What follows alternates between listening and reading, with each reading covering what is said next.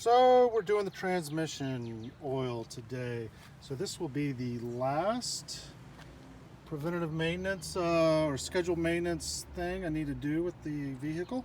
So obviously I did the oil change first, and then all new fluids in the brake system, and then all new fluids in the power steering. Then I did the differential and the transfer case. So this is the last, that's the last fluid that needs to be changed. So what I'm going to do today is I'm going to drain the fluid first, and then I have some extra Dextron 3 from the Land Rover P38. This is actually the exact same transmission, and I'm going to drain it.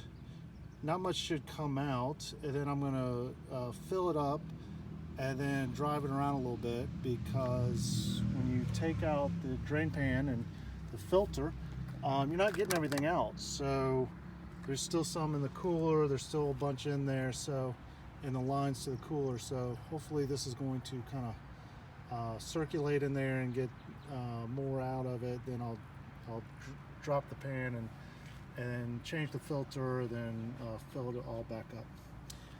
All right, here we go. So the drain plug is an 8.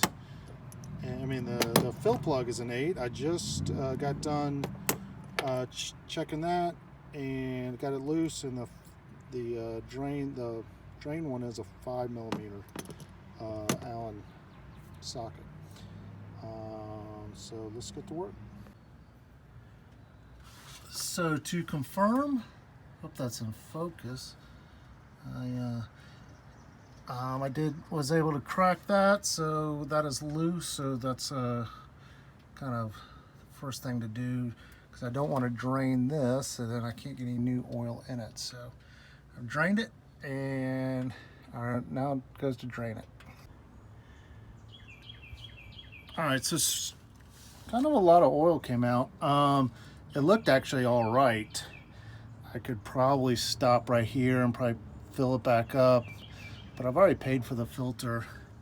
Might as well do it. So that's what we're gonna do. So I'm gonna fill it back up, drive it around a little bit. I've got lots of extra oil from a previous job with the P38. So that's what we're gonna do. So success, put in some extra fluid I had, just barely started coming out, dripping out with the pump. So I'm gonna drive it just a little bit and just circulate. I don't even think I really have to drive it. I think I could probably just start it up and it would turn on the pump. So now onto the pan. I'm going to use a 1/2-inch drive to do them so I don't snap them off. These are metal screws, steel screws going into aluminum pan, which they can freeze up. And I'm going to actually hit these with a hammer, just kind of shock each one of them. There's six bolts. I'm going to try to shock them so they unscrew a lot easier. So I got the transmission pan out. It's actually a lot cleaner than I thought. So I'm going to clean it up. So here's some still shots of the filter before I removed it, just for reference.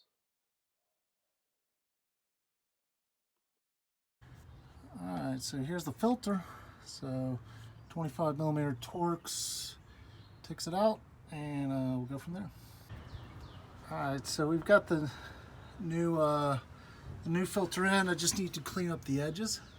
Clean up that little dirt right there I got from my hands, and clean up all the edges of the pan where the pan connects onto the transmission, and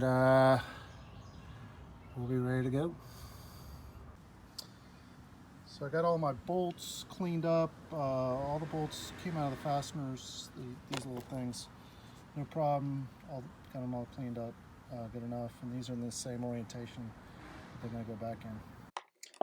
So I got the pan on, no problem. This is just a picture for reference. I did not take any videos. So put in some fluid, And then after that, you need to start the engine and run it in neutral, but run it through all the different gears. I did high, low. I actually drove it around a little bit, just around the block.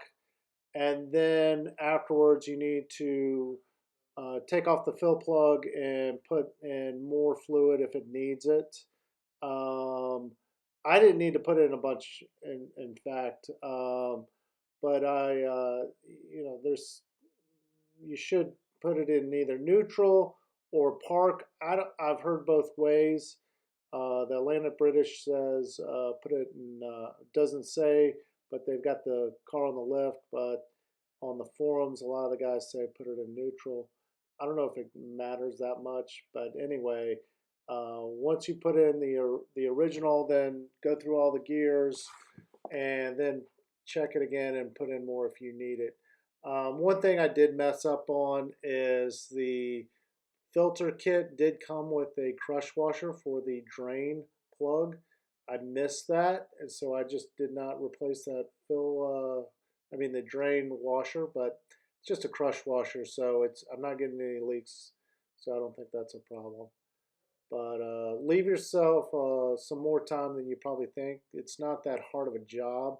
A couple of those bolts are hard to get. The ones on the corner, especially the one driver's side rear corner, is pretty difficult. You need a universal joint to get to that one, and it's just kind of a messy job. But that's about it. That's all I got.